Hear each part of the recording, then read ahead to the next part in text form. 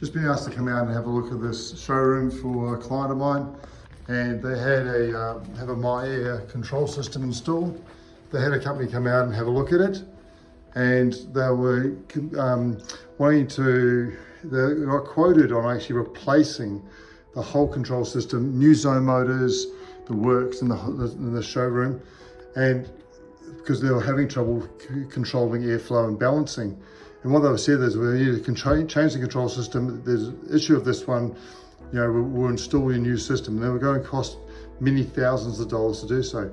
I've come out today, and what we found was the batteries in the wall sensors had gone flat.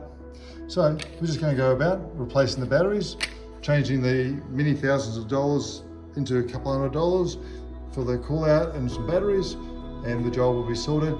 They'll be able to have temperature control back again, so the rooms will be able to open and close based upon temperature, rather than what was running before is zones staying on a percentage only, and then rooms over temping.